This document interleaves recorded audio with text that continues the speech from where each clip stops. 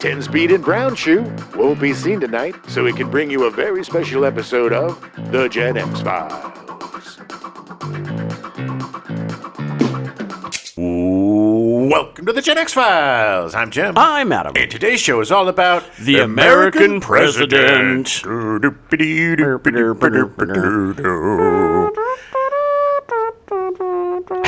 Nice. Look at that, playing the trombone just like the first daughter. Just like the first daughter. Oh, man, I have not seen this in so long. I don't believe I've seen it since it came out. Yeah, I'm pretty sure I probably have seen it since then. But man, when this movie started, that music, it's very rousing. It's a very good score. But after Dave, I was like, oh, my God, this is going to be a slog. Yeah, but it wasn't. No, surprisingly, it moved really well. It wasn't. Look, Rob Reiner is hit or miss. Yeah. But when he hits, he hits. And when he misses, he misses. North? Yeah, exactly. He'll never live that down. No. Well, good thing he doesn't have to anymore. He doesn't have to anymore. Yikes. But this movie, again, like Dave, it could have really gone off the rails. Oh, yeah, completely. But one thing that Rob Reiner does really well is rom-coms. Yes, he does a good love story. Because he does it in a way that's not super schmaltzy. There's a realism to it. Yeah. Regardless of him being the president or not, there's still all the foibles of a relationship. Yeah. Oh, it's great. I mean, the opening bit with Annette Bening twice just looking like a complete ass in front of him. I was like, that is very real. Yes. Like, that is very real. And it was really, and they also integrated the whole I'm the president thing really well. Yeah. It's like, are you here because I'm the president, or are you here because of me? Yeah, yeah. It's interesting because I think a lot of people don't think about the fact that the president is still a person. And granted, I mean, this movie came out in 1995, and I think since we had Obama in, like, he was much more personable. Right. So he seemed like more of like the guy that's next door. Well, also the quaintness of the outrage of the country of the single president dating. I know. Clinton kind of put the end to that. Yes. With his shenanigans, with his predatory behavior. And then here we are, the current White House guys, cheated on all of his wives with his new wives and cheated on those wives with other people. But hey, he's the most Christian president we have. Well, God bless America. Yeah. But it's just funny how prudish we were and how that just goes out the window. It's really crazy. Yeah, it's really crazy. Like, it's like people thought that it was like, well, oh, sorry, your wife died. You have to be single forever. Right. It's like, he probably was in his early 50s, late 40s, early 50s. Yeah. Like, it's like, come on, man. He's got plenty of good years left. I also like that she was age appropriate. Yes. Yes. She didn't work for him. Right. Like she wasn't his aide or secretary. But a very different movie than Dave, but still funny. My only issue, and it's not really that big an issue, but I'm not a huge Aaron Sorkin fan. Like Rob Reiner, for me, he's hit and miss. And his dialogue is so precious to him. Yeah. And it gets in the way sometimes. And it did a few times in this, the witty banter, so to speak. Right. But, because it was in the hands of such capable and excellent actors, it worked. Yeah, that is the biggest most like Dave, like the biggest shining star in this is that the cast is incredible. Oh yeah, like everyone is cast very spot on. Yeah, and everybody does a really good job. They know the part that they're playing. Yeah, and all decent people. We didn't really. I mean, we have Richard Dreyfuss as the bad guy. We're gonna get him. Yeah. He's such a good bad guy because it's probably not far from the truth. He does slip into being an asshole quite well. That's why they cast him as Dick Cheney years later. Yeah, that's true. For W. But it didn't have a ton of manufactured drama. No. All of the issues that they had within their relationship seemed organic and really made a lot of sense. And the fact that he betrays her, quoties, because of the realities of the political world. Right. And then, just like Dave, we get that awesome speech. Yeah. He remembers who he's supposed to be. Yeah. And gets back to his roots. And she helped him do that. And it's great. And nice, happy bow tie ending. And, that's another thing that I really like about this movie is it isn't about the presidency or politics per se, and the fact that they ended it without knowing whether he was reelected or any of that crap. Right. It didn't matter. He got the girl back, and that's what mattered. Yeah. And ending it before he gives his speech, because he already gave the speech. Yeah. I mean, what else? Would have been redundant to have him get back up there and be like, "Oh, my fellow Americans." Well, in the fact State that of the Union is horny. It's interesting because there are a lot of politics in this movie, but it's all just to serve the love story, Right. And to get him to realize who he needs to be as a person, Right. Is the person that she wants to be with, and knows that it's that person inside of him. He's just been jaded by politics. Well, politics, and not that they're bad people or anything, but his cabinet, Michael J. Fox was pretty like, you got to do this, you got to do this. And, yeah. And Sheen is AJ is like, you got to do this, you got to do this. Yeah, well, that David Paymer, Michael J. Fox, and Martin Sheen, they're all very much just like all we are political machines. Yeah, and that's it. I mean, like the whole bit with the Christmas party, and it's like, can we just? Anna Deavere Smith comes in and is like, could we just hang out like friends for a little bit? And then they make jokes about it because they literally can't. No, that's all they can talk about. Yeah. But again, a great cast, really well directed by Reiner. One of his, because look, Misery, this, the Princess Bride, Stand By Me. Stand By Me. He was making a very good name for himself. He has more hits than misses. Oh, definitely. And Just the misses are so very bad. Yeah, there's some stinks, but like A Few Good Men. A Few Good Men, I'd like to see again. I have not seen that in a long time. I didn't love it when it came out. I was a little down on him at that point. Okay. And honestly, a lot of it had to do with his anti-smoking stuff. Oh. Because I was a smoker. Yeah. And it just was like, come on, man. Calm down. But now that I don't smoke, I'm like, way to go. You just hate it when people are right?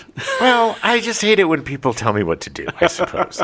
And he was just so bitchy about it, too. It was if you lived in California during his super anti-smoking crusade, he was just this constant presence of, all right, everybody, you got to get rid of your cigarettes. We're going to get rid of all the cigarettes. You're not going to be able to smoke anywhere. You're not even going to be able to smoke outside. We're going to blah, blah, blah. And it was just like, shut up, dude. Sorry. But anyway, he was right in the end. And he got his way. But I'd like to see that again because I think that's something that I would probably enjoy more than I did, with my perspective. Again, though, I think with that, the performances are really good. And I think his direction kind of takes a back seat. Yeah, but it's also, I'm not the biggest Tom Cruise fan. Yeah. Him playing off Jack Nicholson, I don't know. I remember not hating it. I remember liking it. But again, I haven't seen it in 30 years. Exactly. So but Kevin Bacon was great in it. Nicholson was great in it. The supporting cast, Demi Moore and Kevin Pollak. Oh, yeah. Is the good buddy. The impersonations. The funny thing is, he did like Columbo. Just one more thing when he went to see Jack Nicholson. One more thing, General. But anyway, that's not the movie. I totally forgot that Kevin Pollak was in it. So I guess I remembered a lot more than I did. But yeah. Let's get into it. This was a pleasant surprise. Yeah, I agree. Take yourself back to 1995. November 1st, the last signal is received from NASA's Pioneer 11 spacecraft, which was launched on April 5th, 1973, to study the asteroid belt. It was the second man-made object that escaped the solar system. Yeah, and the last message that it sent was, take this job and shove it, NASA. Meep, meep. It was weird. Bye, losers. I'm leaving. Yeah. Yeah, there's only been 5. I don't know if you knew this, but there's only been 5 man-made objects that have left the solar system. Really? Yeah. Wow. Yeah. After like 1978, we just stopped doing it. Yes. Science doesn't matter anymore. No. November 4th, Israeli Prime Minister Yitzhak Rabin is assassinated at a peace rally in Tel Aviv. Oh, I remember that, man. That was awful. And there has been peace in Israel ever since. Yeah, well, that's all it took. Killing Yitzhak. He was the one holding everybody back. Yeah, it was pretty awful. November 16th, United Nations Tribunal charges Radovan Karadzic and Ratko Mladic with genocide during the Bosnian War. Nice. Remember when the UN used to do stuff like that? The who? The United Nations. Oh, the UN. Yeah. Yeah, they used to actually charge people with Yep. stuff. Yeah. Instead of just being a bunch of wieners. Sitting around and just hoping that someone else does something. Yeah. November 17th, The American President is released in theaters. So The American President, the movie, starts with Robert Redford, of all people. Ooh, rest in peace. Yeah, Redford had an idea for a movie, and he summed it up in one line. The president elopes. Redford co-founded Wildwood Enterprises in 1975 and produced a handful of movies over the years. Redford would play the president in the film. Redford had some people working on developing the script, making the president a military veteran and former special ops agent. All right. Yeah, I don't think it was really... I think the early work was not good. Well, because that's really important in a romantic comedy. Yeah. I don't know if that was like him being like, yeah, I want to be a former special ops agent. Like... Is he eloping to, like, Colombia or something? Yes. Kidnap my bride. I got a certain special set of skills. Well, in his mind, it's to Vegas, but Vegas is essentially like Colombia. Sure. It's just war-torn hellhole. Exactly. Yeah. Around this time, Rob Reiner was attached to direct. Reiner, a longtime actor, made his feature film directing debut with This Is Spinal Tap, released in 1984. Such a classic. Actually, his final movie would be The Spinal Tap 2. It's a good bookend. Yeah. My sister's like, you got to watch that movie. I think it's on streaming. It is. I just haven't watched it yet. Yeah. I haven't watched it because I'm a little sad, but I Yeah. think I'm ready now. Yeah. He followed that up with The Sure Thing in 1985, starring John Cusack and Daphne Zuniga. I love that movie. Yeah, I still have never seen it. I'm surprised we didn't do that on our Cusack month. I think it was probably I think it was too close to like, what was the other one? Hot Pursuit? Hot Pursuit, yeah. Your favorite one of all my time? favorite of all time. We probably should have watched The Sure Thing. I would have liked it more. Yeah. Well, we'll do another Cusack. Well, we got to do. Yeah, we'll put that with like Sure Thing and Grosse Pointe Say Blank. Anything. Grosse Pointe Blank. Yeah. Grosse Pointe Blank, Say Anything, and All right. The Sure Thing. The Sure Thing, yeah. Unless you we can go. find another movie with Thing in the title. Yeah, The Thing. I mean, that's John Cusack related. John Cusack played The Thing. He was the Thing. He was one of the dogs. He was the alien monster. He was. People don't. He was very young. After that, Reiner made Stand By Me, released in 1986, which was a huge surprise hit. Such a class. I mean, that is one of the best King adaptations. Yeah. It's in the top 10. Definitely fantastic movie. We did a whole episode about it. Listen to our episode about Stand By Me. Yeah. And I was able to see Will Wheaton talk about it. And man, he had such good things to say about Rob Reiner. Yeah. About it. He was essentially the father figure he needed at that time, Yeah. and knew exactly what he was doing, how to make these kids get those performances. Well, 3 of the kids were dealing with such trauma. Yeah. Poor Jerry. Chubbs, Jerry O'Connell, who's not chubby anymore. I'm sure he had body dysmorphia because of that movie. His biggest issue was he couldn't stop eating. Yeah. But I mean, he was probably just like, wow, this is really rough, guys.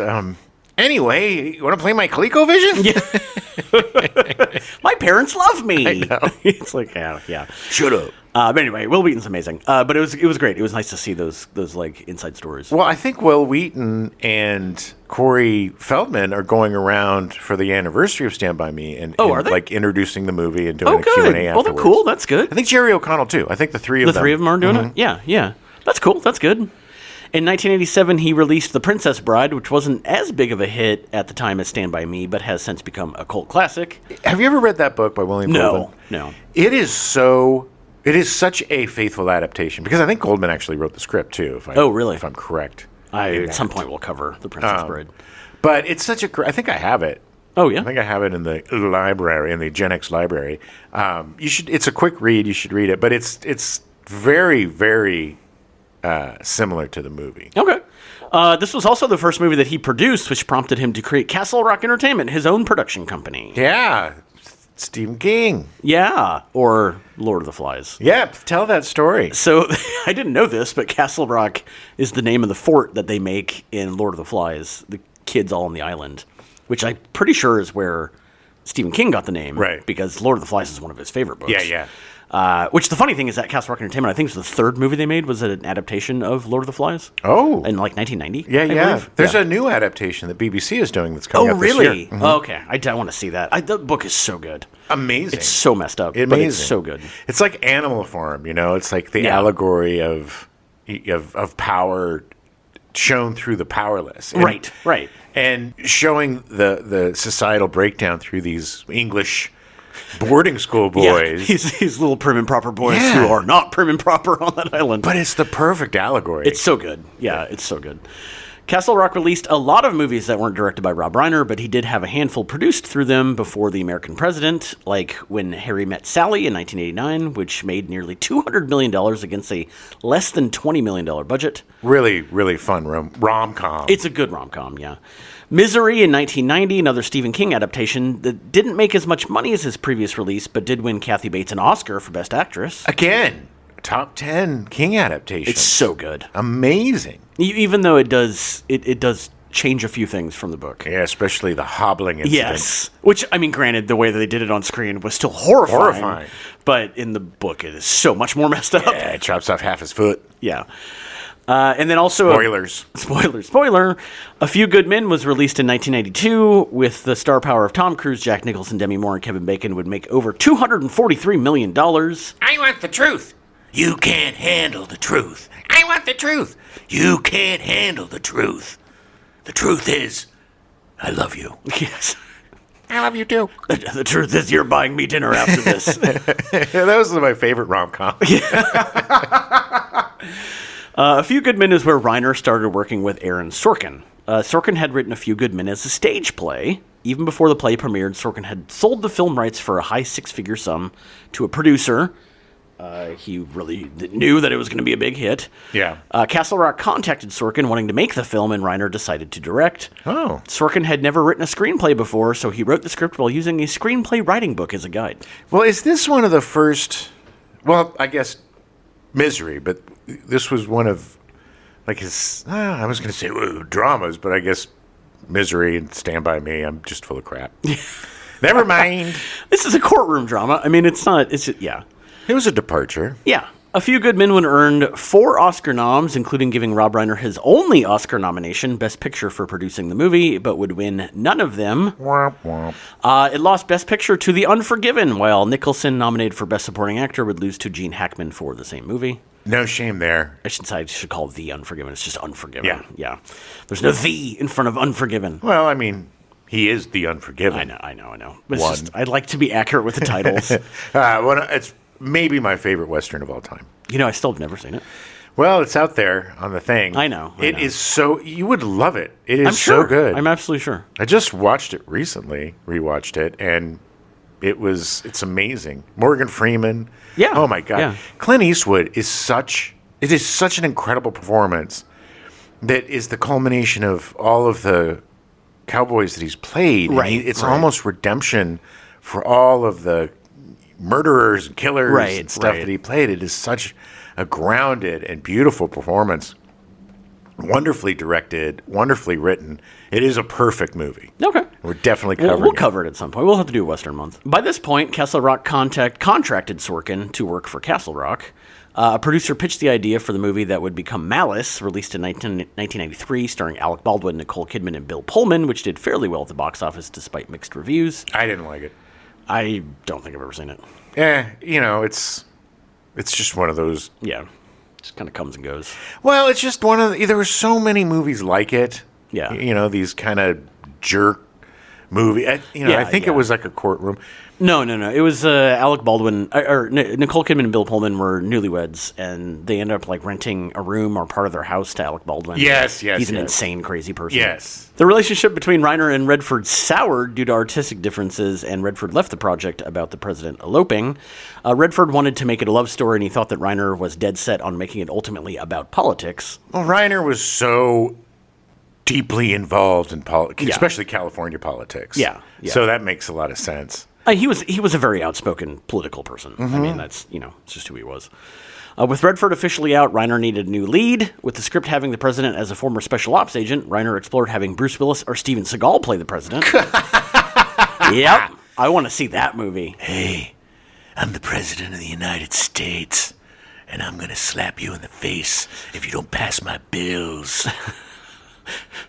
When Sorkin was brought onto the project, he made the president more academic, ruling out Willis and Seagal. Yeah, because they're both dum-dums? Is that what you're saying? Yeah. I mean, that's apparently what Rob Reiner thought.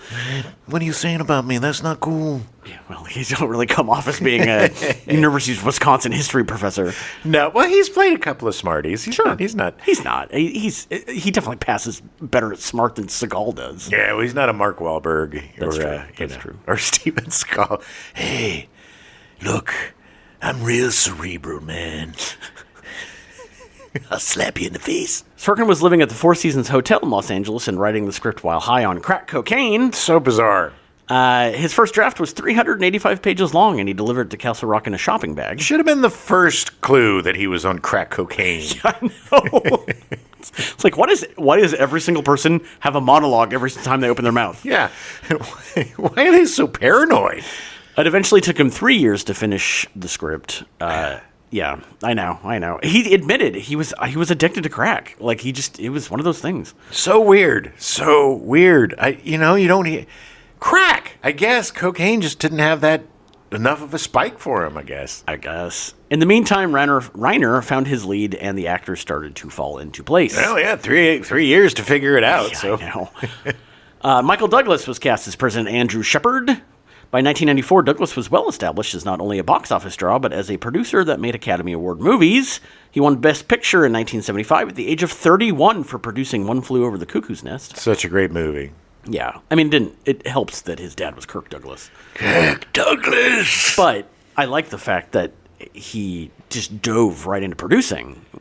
Look, there's a lot of Nepo babies that are just, I'm going to get into acting because my dad, and it's easy. Yeah. But he was an artist, and is an artist. He is an artist, yeah. One Flew Over the Cuckoo's Nest is a brilliant film.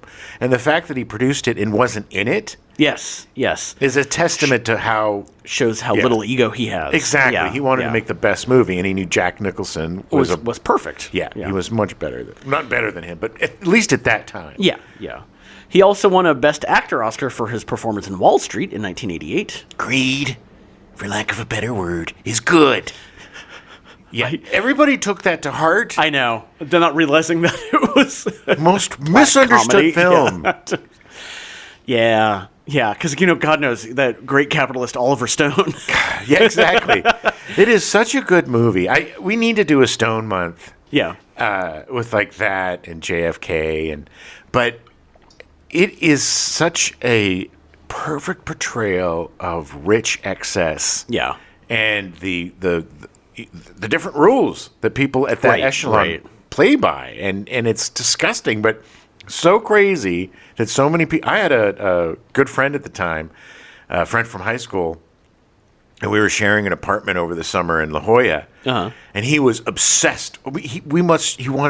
Every time we were home, he would put that movie on. Oh, wow. He loved Gordon Gekko. Ugh. He loved Donald Trump. Ugh. Not the same guy now. Yeah. I haven't talked to him in a while, but he wasn't, he Right. got over that. We're in our 20s, right? Yeah. But he was just obsessed with that. He wanted to get the suits, wanted to be the trader, wanted to make the money. So gross. And I'm like, dude, you kind of missed the point of the film, buddy. So Douglas also had been nominated for 3 Emmys for Best Actor between 1974 and 1976 for The Streets of San Francisco. Yeah, with Carl Malden. Yeah, I totally forgot that show existed. Johnny Knows. Johnny Knows. What's in your wallet? No, American Express. Don't leave home without it. Yes, there you go. Streets of San Francisco. Don't leave home without your giant nose. Yes. They call me Sammy the Sniffer. Smell anything in San Francisco. That's what the whole thing. He would sniff out the crime. He'd be like, right. There's pot 3 blocks away. Let's go.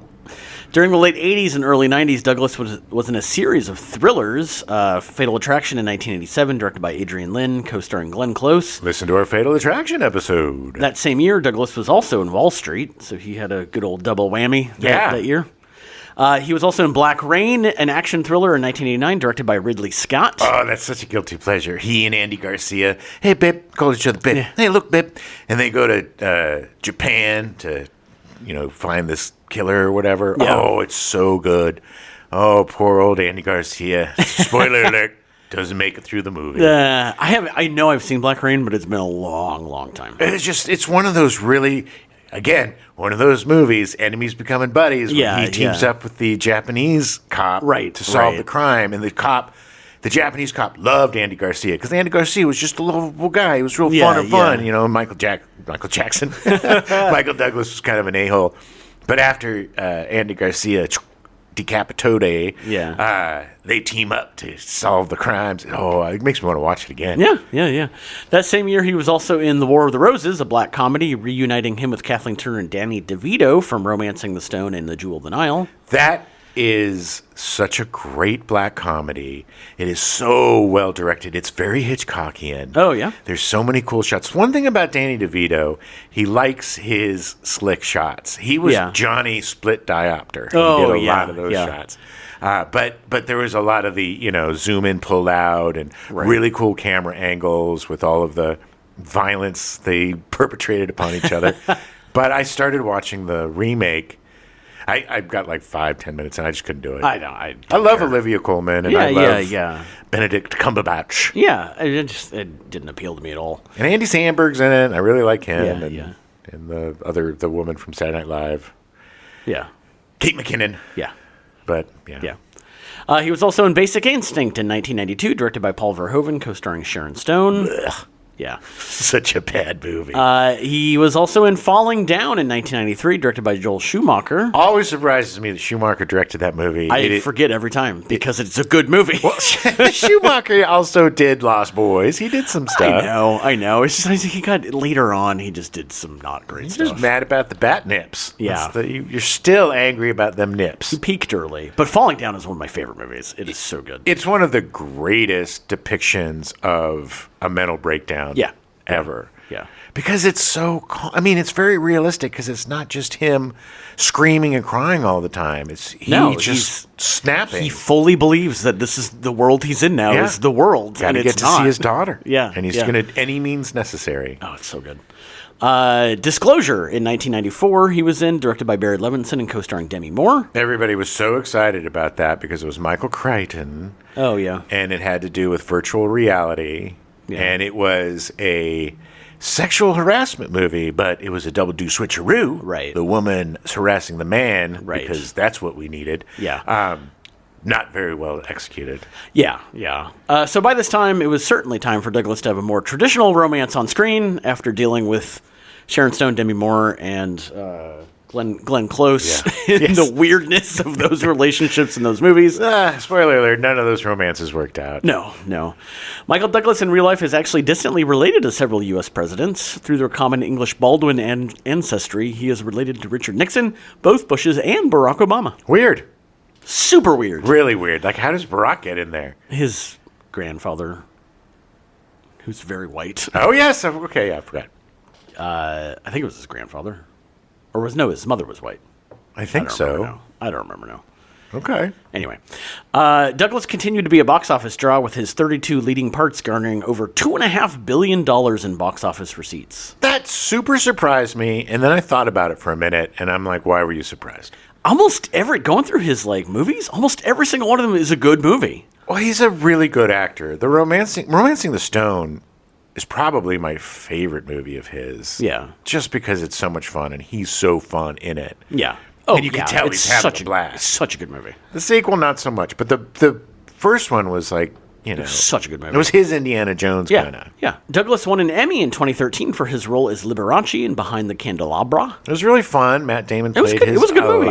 It was good. It was fun. He did a really good job. I wish my brother George was here.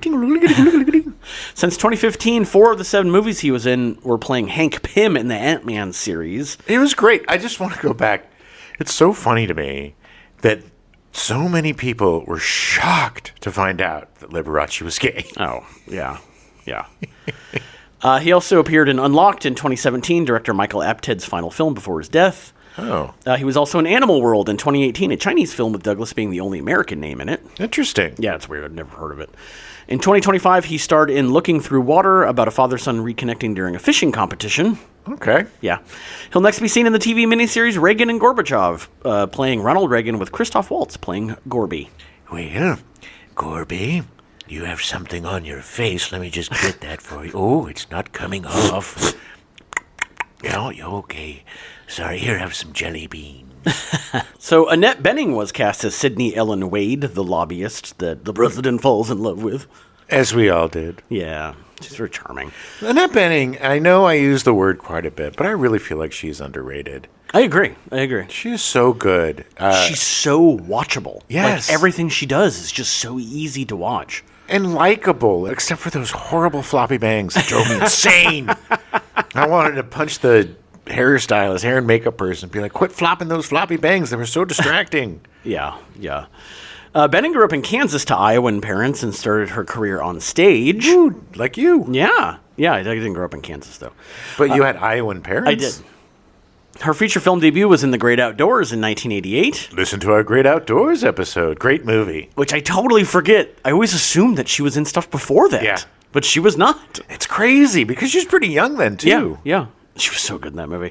In 1990, Bening was in The Grifters, based on the book by Jim Thompson, co-starring John Cusack and Angelica Houston. One of the best Jim Thompson adaptations Yes. ever. Angelica Houston and John Cusack, his mother and son, are so amazing. And Annette Bening is so good as the femme fatale. Yeah. Who gets between them the grifting. I love con artist movies. I love cons. Because you never know who's screwing who and what's going on. Like, it's so great. Right. And Thompson was just such a raw, so good, dirty writer who, you know. I went down a really deep rabbit hole of adaptations of his work because I was like, can we get a month together to do a Jim Thompson? Oh, yeah. Yeah, it's just that most of the movies are bad. Well, you know, The Getaway's great. Yeah. The original, not the remake with the Baldwins. Yeah. And this is great. And then we could do that Casey Affleck one. The sheriff, the Killer Inside Me. Inside Me. That's pretty good.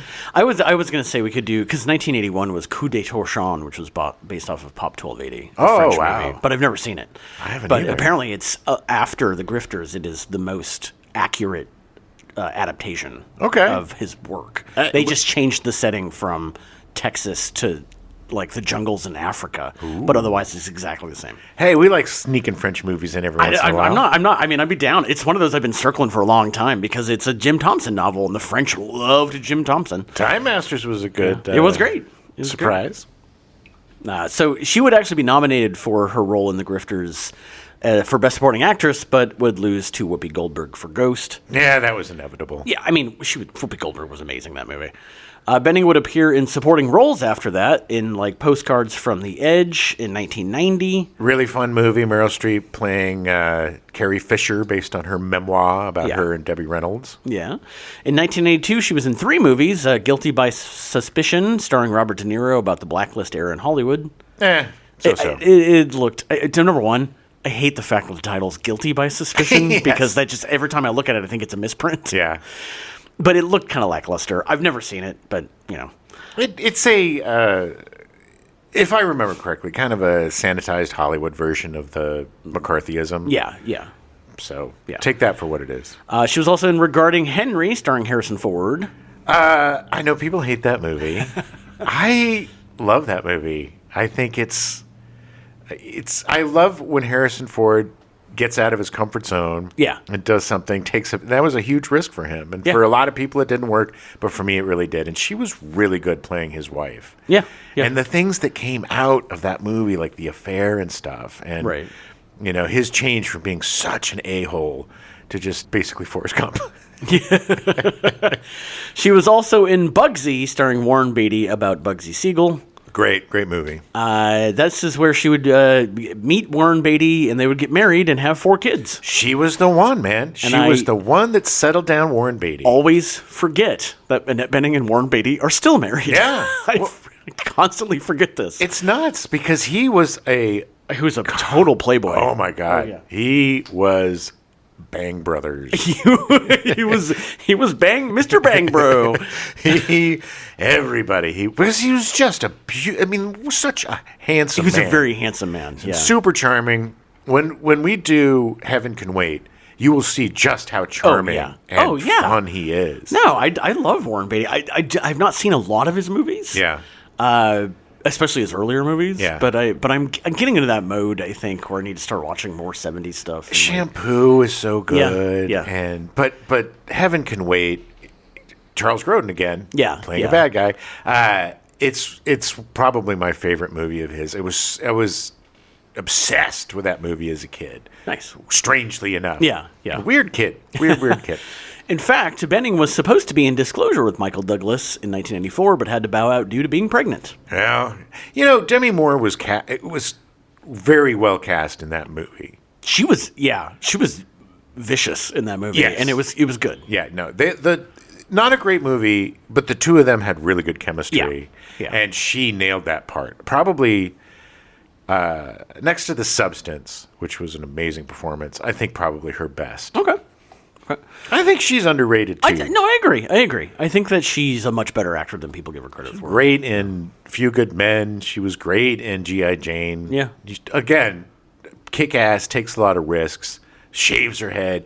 Didn't just rely on her beauty, which, she could have just coasted along being that kind of... I had total speed bump, but I had a feminism and film class in college. Ooh. And one of my final papers was a thesis paper on G.I. Jane, and I titled the thesis paper, Suck My Dick. Ooh. And the TA thought it was hilarious. Nice. And she was grading them, and her husband came over and was like, "What is this?" Because she says that in the movie. Yeah, that's the big line, is Yeah. that to prove that she's the man. Yeah. But the TA thought it was great and loved the paper. That was really good. That was Ridley Scott. Yeah. Yeah. Yeah. Which you mentioned earlier. But yeah, I totally forgot about that. Yeah. In 1994, Annette Bening was in Love Affair, a remake of the 1939 film produced and co-written by Warren Beatty. Yeah. Yeah. Another one of those remakes of 30 movies that just kind of came and went. It's like, so all right. many. They did Sabrina, and they did that, and the early 90s was just rife with 30s and 40s remakes. Meet Joe Black. That was another one. Yeah. Since The American President, Bening has been nominated for Best Actress 4 times. In 1999 for American Beauty, losing to Hilary Swank for Boys Don't Cry. No shame in that. No. I mean, Hilary Swank was incredible in that movie. And Annette Bening was incredible, too. That movie doesn't age that well, I don't think. It has not aged well War of the Roses. at all. It has not War of not. the Roses, American Beauty, sorry. Yeah. In 2004, she was nominated for Best Actress for being Julia, but again, losing to Hilary Swank, this time for $1 Million Baby. Again, I know. Can you just imagine being Annette Bening being like, would you stop doing movies so Yes. that I can win something? But what's so weird is, whatever happened to Hilary Swank? She literally did. Annette Bening asked her to stop making movies, and so she did. Well, that was nice of her. I don't know. Hilary Swank has kind of disappeared. I don't know. Yeah, it's weird. It is true. I'll have to look it up. I have to see. I'm not sure what I know she's been in stuff. Well, there's the Oscars curse, like Cuba Gooding Jr. doing Snow Dogs right after. But yeah. But she did a lot of great work with Clint Eastwood, and she followed it up with some pretty bad movies. She did an adaptation of The Black Dahlia. Oh, really? Which based on the James Elroy novel, which is one of my favorite. Yeah. I love Elroy, but it's such a great telling of that mystery. Right. Horribly, I think Josh Hartnett was in it or something. That actually sounds right. Yeah, I think I've seen that. She was horribly miscast. Horribly miscast. Yeah. That she just was not right for the part. And I'm trying to think of anything that I've seen her in the last 10 years. Yeah. Did they bring her back for one of the Karate Kid shows? I don't think so. Didn't they bring her back? Didn't she have a cameo? I never finished it because the show got so bad. Yeah, same. As soon as the kid went down to Mexico, I was like, the dialogue was so bad. I was like, I can't do this. Gen X Files podcast at gmail.com. Let us know. What the hell is Hilary Swank been up to? Yeah. In 2010, Annette Bening was nominated for The Kids Are All Right, but lost to Natalie Portman for Black Swan. Yeah. Natalie Portman was amazing in that movie. Yeah, but she was amazing in The Kids Are All Right. It was like a lesbian couple, and Annette Bening took a turn away from Hollywood, and just started doing these really interesting kind of niche projects. Yeah, and is so good in them. Well, she didn't. I mean, she didn't really have to be working at all. She could just pick and choose whatever the hell she wanted to. Yeah, I mean, she took some time off too to have kids and be a mom. Raise her kids. Yeah. In 2023, she got nominated for Best Actress for Nyad, but lost to Emma Stone for Poor Things. Yeah, that sucks. Yeah, that is probably sucks. the actual stolen. Yes, because Poor Things, in my opinion, was a poor movie. And Emma Stone's performance was just blah. Yeah, I was not impressed with anything in that movie. And it has one of the worst Mark Ruffalo performances next to Mickey 13. Oh, Yeah. boy. Yeah. Thank God for Task. Yeah, and it's really funny because Begonia is one of my favorite movies last year. I don't have zero desire to see Poor Things. Yeah, you're not missing anything. Yeah. It's just this weird. It reminded me of one of the European sex farces of the 70s. Oh. It was just kind of a retelling of Frankenstein. Right. You know, with a bunch of horny, gross dudes. Yay! Bening will be seen in the upcoming The Bride, directed by Maggie Gyllenhaal, starring Jesse Buckley and Christian Bale. I am really excited for that movie. I had a chance literally like 6 months ago to see a sneak preview of it, and I didn't. I had tickets and I didn't go, and I wish I had because it looks so good. It is. Okay. I watched the Guillermo del Toro Frankenstein. Wasn't a big fan. I didn't really like it. Mostly because of Oscar Isaacs. I think, Isaac or whatever. I think his performance was super over the top. Yeah. And everybody knows I'm not a big fan of his.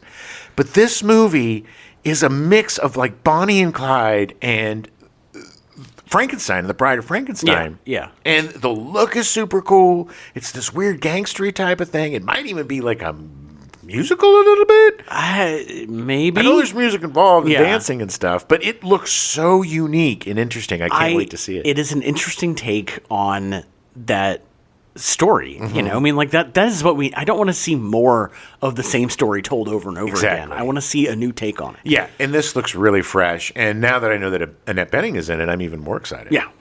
I think she actually plays the doctor that makes both of them. She's Dr. Frankenstein? It's not Frankenstein. It's something else. It's like Euphonious or something. It's Dr.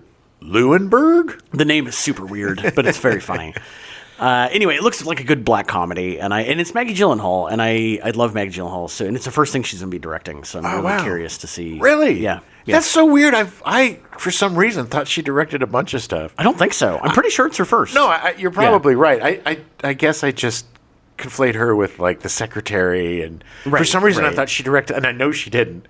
But she may have directed something before this. But anyway, I'll look it up. We'll talk about this. I also kind of get her mixed up, strangely enough, with Sofia Coppola. I don't know. Oh, yeah.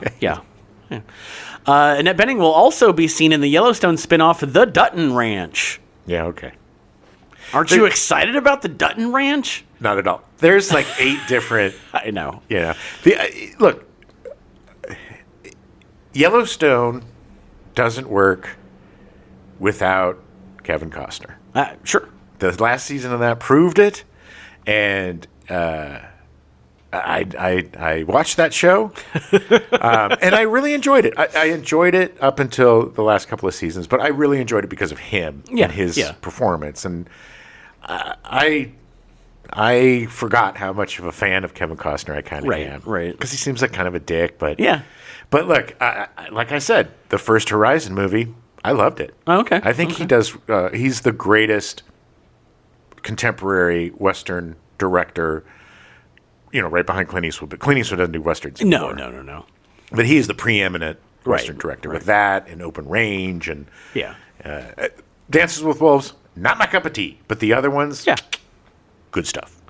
Martin Sheen was cast as A.J. McInerney, the White House Chief of Staff. Yes, Mr. President. They were Martin Sheen and Michael Douglas together are great. Oh, so great. All the scenes of them playing pool together, like they just bounce off each other so well. The argument that they have when the president is basically taking out his frustrations on his best friend. Yeah. You know, and then he's always like, you can call me Andy when nobody's around. He's like, okay, Mr. President. But the argument they have, and he's like, what did you do? What did you do with your life? You know, you were just behind me. Why don't you ever put yourself out there? He's like, because I was spending my life getting you elected. Yeah, making you the guy. Yeah. Like that was the thing. Because he believes in him. Right. He knew he wasn't the leader. He knew that Douglas was the guy that could get their passions to become reality. And it was such a interesting friendship. Just think about, like, how weird it would be if all of a sudden you're president of the United States and I'm your chief of staff. Yeah.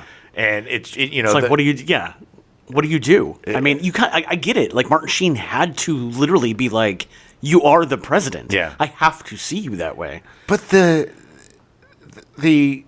mix of you have to do this, Mr. President, and I want you to be happy Yeah, because you yeah. deserve love. Right. That was really cool, too. Yeah, yeah. You know, it's like, it's just, I love when there's the conflict between being your best buddy and being your best advisor. Yeah, yeah. And he straddled that so well. And this is why, this movie, I tell you, is why he played President Bartlett. Bartlett. I never watched that show. As never much as I watched it either. loved Yeah.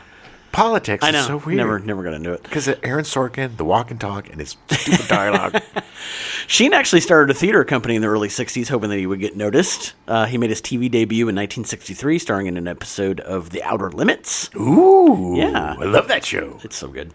His feature film debut was in 1967 with The Incident, playing a street thug that terrorizes a subway car full of people. I'm going to get you. I'm going to terrorize you. That's what he kept saying. I'm terrorizing you.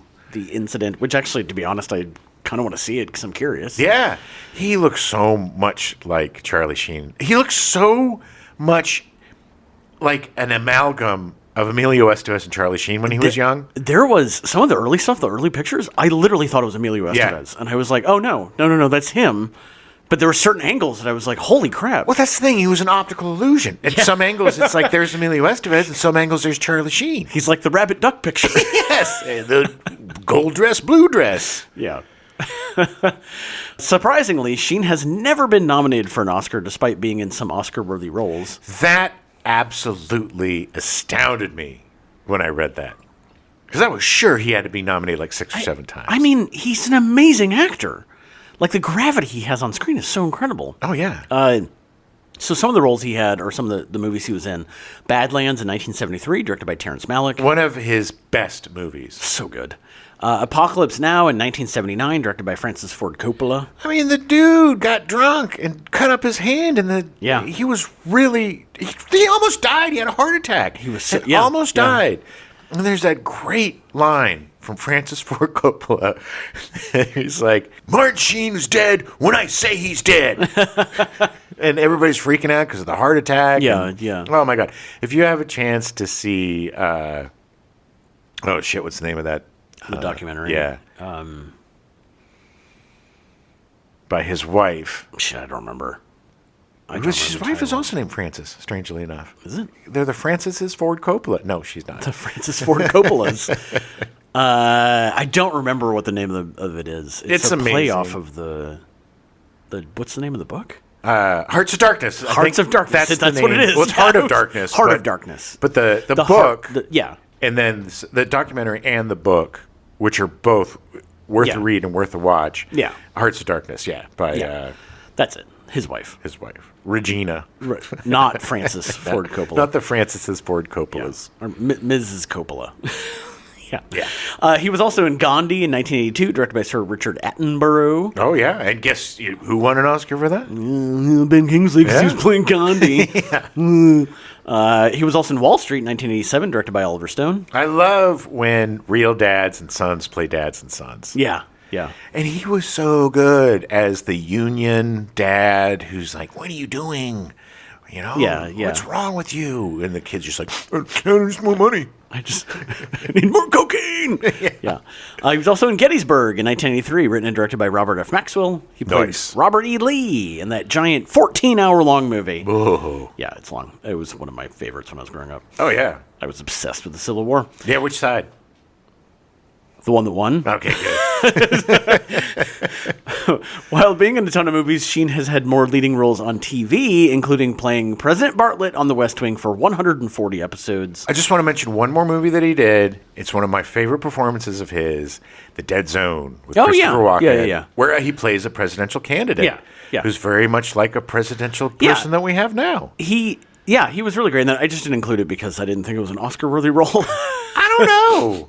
I mean, it was good. Don't get me wrong. Yeah. It was really, actually, that movie's fantastic. I really love that movie. Again, every time we talk about it, one of the worst suicide scenes ever. Oh, suicide Why by did you have scissors. to bring it up? Why did you have to bring it up? Give you nightmares. God, it's awful.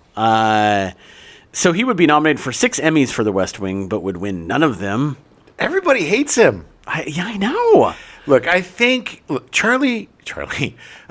Martin Sheen is a huge political activist. He makes Rob Reiner look apolitical. Yeah, he is not quiet about his opinions. Not at all. And he's super, super left. I mean, he's about as left as they go. Yeah. And it got him in a lot of trouble, especially like union support and stuff. Yeah. So I think maybe he was a little bit blacklisted by the Hollywood elite. Yeah, because of his outspokenness. Yeah. Because look, deep down, a lot of those assholes are super conservative. Yeah. They just don't talk about it. They know they can't really show their true colors in California. No, I want to keep my monies. Yeah. So Martin Sheen did win an Emmy for a guest appearance on Murphy Brown in 1994. So, there's something. There you go. Finally. He also appeared in 94 episodes of Grace and Frankie over 7 seasons. I need to watch that show. I do too. I totally forgot that he was in it and then that show existed. Same. Yeah. He most recently can be heard narrating the documentary The Green Box at the Heart of War. He has actually lent his voice as the narrator for over 40 documentaries. If I'm remembering correctly, I also believe he was the narrator for JFK. Yeah. Yes, I do believe he was, yes. Yeah, man. Because I was going to mention that, and then it was like, well, he's just the narrator, and they can't give an Oscar to somebody for just narrating something. No, they should have Best Narrator. Yeah, I know. I agree. So he does a bunch of documentaries because his voice is just so specific and so... It's very even-keeled. It has so much gravitas. Yes, he really knows how to speak. David Paymer got cast as Leon Kodak, White House Deputy Chief of Staff. David Paymer looks so much like my friend and fellow Chupacabra, Matt Hoffman. It was really funny when he walked in. I was literally like, wait, is Matt Hoffman in this? We used to make fun of him a lot for that. But yeah, he's same basic size. Yeah. Looks the same, the glasses. Matt Hoffman's much more attractive than David Paymer. Yes. I don't want to disparage Mr. Hoffman, but Hoffman, equally as talented, if not more. Oh, yeah. David Paymer made his feature film debut in 1979 with The In-Laws, starring Peter Falk and Alan Arkin. Oh, my God. We have to cover that movie. It is so funny. I've never seen it. Yeah. It is the prototypical people get married, in-laws, water and oil. Yeah, don't get along. Yeah. David Paymer is a character actor that has appeared in over 180 projects over the years. Some of his TV credits include... Taxi, Happy Days, L.A. Law, Cheers, Ghost Whisperer, Law and Order Special Victims Unit, Entourage, Different Strokes, The Good Wife, and Family Ties. In 1992, Paymer was nominated for Best Supporting Actor for Mr. Saturday Night, written, directed, produced, and starring Billy Crystal. I hated that movie. He would lose to Gene Hackman for Unforgiven. Yeah. Well, look, Paymer was good playing the brother, the unsung brother who was trying to keep it together. But, oh, man, that was when Billy Crystal just got too big for his britches and started being like, I'm doing everything. Yeah. And then everything was just about baseball, and I'm like, I am out. Yeah. I'll see you later. Don't care. Mr. Man. He most recently can be seen in an episode of All's Fair from Ryan Murphy on Hulu. Okay. What is that? I am not. I think it's just like a anthology soap opera. No, I think it's just like a soap opera.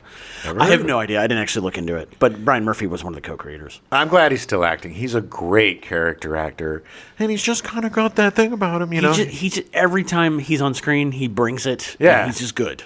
And in this one, he plays kind of a badass. It's really funny. Yeah. He's really great. He's got a lot of confidence in this, and they did a great job of casting his staff. Yeah. Michael J. Fox was cast as Louis Rothschild, senior domestic policy advisor to the president, which, funny enough, I don't think that is actually a real cabinet, but like staff thing anyway. He was basically the speechwriter for the president. Yeah. He wrote all the speeches, and they just didn't...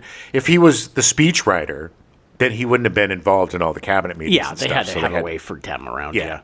So after The Hard Way in Doc Hollywood in 1991, Fox's career cooled a bit, with his only real hit being Homeward Bound: The Incredible Journey in 1993, voicing a dog. Oh, woof, woof. I got a problem with this cat. At this point, Fox knew that he had Parkinson's disease, but was still keeping it a secret. That must have just been frightening. Yeah. Because he's got a wife and young kids. And He kept it secret for 7 years. Amazing. He felt he would lose the role if Rob Reiner found out. During a basic and routine fitness screening, Fox was terrified that clinicians would detect the periodic shaking in his left hand and eventually connect it to Parkinson's. Oh, man. Fortunately for Fox, he had taken his medication in time to quell the shaking, and the test amounted nothing more than checking heart rate and blood pressure. I think because he was taking so much medication at this point to hide the Parkinson's, it's made it a lot less effective now that he's older. Yeah, that could be. Because I'm learning a lot by watching Shrinking. Yeah. But with Parkinson's, it's the law of diminishing returns. The more you take the medicine, the least likely it's going to work, and it's going to, it's your body's going to get used to the medicine, and it's so there's a whole thing of like using it sparingly. I'm going to use it for this because and then I think that's why I think we talked about that Fox ultimately stopped using it. Yeah. Because he wanted to save it for his family. Yeah. Stopped using it for work. Right. Because he wanted to save it for what really mattered. Yeah, for hanging out with his kids and stuff. It's just like, just proves it's because he's Canadian. He's such a good guy. He's such a good dude. Fox based his portrayal of Louis Rothschild on George Stephanopoulos. Don't you mean George Slappadopoulos? Fox has won 5 Emmy Awards, 3 for Family Ties, 1 for Spin City, and 1 for guesting on Rescue Me. Oh, he was so good on One Rescue of the Me. Best guest actor appearances ever. Yeah, so good. He was such an asshole on it. It was so great. Oh, yeah. It was so great. And it's such a perfect foil for Dennis Leary. Yeah, because Dennis Leary was such an asshole on that show. He couldn't be an asshole to him because he had Parkinson's. Yes, and so but then Michael J. Fox just took advantage of that. Oh God, so well, so great. He really has no problem making fun of himself. Curb Your Enthusiasm, doing that. And then now you're gonna. Yeah. He most recently can be heard in Zootopia 2 and we talked about this before. His character's name is Michael J. the Fox. That's so cool. Which is so funny. And he's also in the 3rd season of Shrinking. Oh yeah, I've only seen the first episode at this point, but he was so good in that. And the scene between he and Harrison Ford, they're in the doctor's office, and just like, hey, what's going on? And he's like, he's like, F Parkinson's. And then Harrison Ford is about to leave. He's like, F Parkinson's. But it's so great. It was so cool to see Indiana Jones and Marty McFly finally together. I hope he's in it more. I'm sure he probably will be, because it seems like they're using him as a guide for Ford's Parkinson's. There was a really interesting development at the end of the first series, which makes me wonder if his character is even real. Oh, interesting. Okay. It was funny. I was watching YouTube and a commercial for it came on, and it was that scene of them sitting, and I ended up just sitting there and watching it for like 2 minutes. I was like, oh, that's right. I'm watching other things because they're so good together. Yeah, it's such a great show. It is such a feel-good, well-written show. I'm really enjoying shows like this, or what's that soccer one? Ted Lasso? Ted Lasso. Yeah. These unabashedly feel-good shows that are about positivity and growth and friendship and supporting each other rather than super snarky, creating stupid drama, whatever. They just come across as real. And every time I watch, I'm like, God damn it, I wish those were my friends. I wish I could hang out with those guys. Samantha Mathis was cast as Janie Basden, personal aide to the President of the United States. She's really good. She is. Mathis is the daughter of actor Bibi Besh, who is best known for her roles in Star Trek II, The Wrath of Khan, and Tremors. Oh, yeah.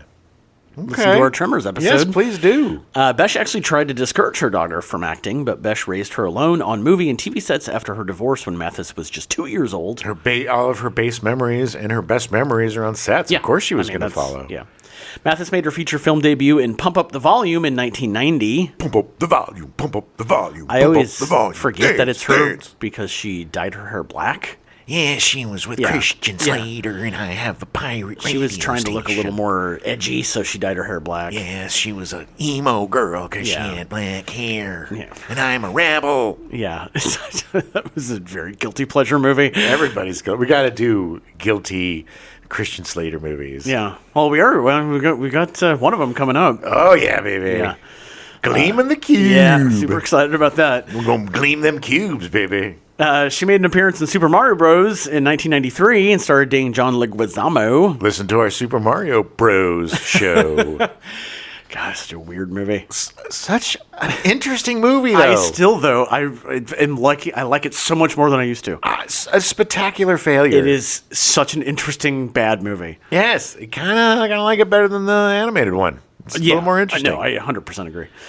Later that year, she appeared in The Thing Called Love with River Phoenix and broke up with Leguizamo to start dating him. Oh, that was mean. Yeah. She was with him in the night he overdosed outside the Viper Room. She actually took a role in Jack and Sarah that was shooting in London to get out of the country. Okay. Weird. Yeah. She claimed she had no idea that he was doing drugs and stuff. I 100% believe that because nobody did. He hit it really well. Yeah.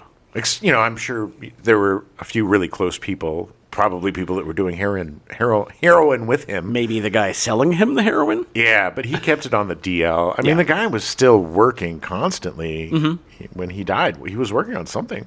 Yeah. Yeah, there was a movie, I think, that he was working on. I don't think he had shot very much of it. They actually, I think, pretty sure the last thing he did, I think just recently, they finished it and released it. Oh, wow. Yeah. In 1996, she appeared in Broken Arrow with John Travolta and Christian Slater, but then took a year off after her mother died from breast cancer. Oh, it's so sad. Oh, Broken Arrow. John Woo, baby. Yeah. Everything was John Woo. Oh, I'm going to get a nuclear bomb. I'm going to take it for myself. I'm going to get it. I'll get that bomb from you, John Travolta. Oh, you ain't going to get it from me. I'm going to steal it. I'm coming after you, John. Yeah. That was a clip from the movie. That's right from the movie, yeah. Weird that they had their actual They used their names, yeah. John Travolta and Christian Slater. Well, that's John Woo. He just is like, whatever. He likes the realism. Since then, she's appeared in a number of films, including American Psycho, The Punisher, and Lebanon, Pennsylvania. Yeah, Lebanon, PA.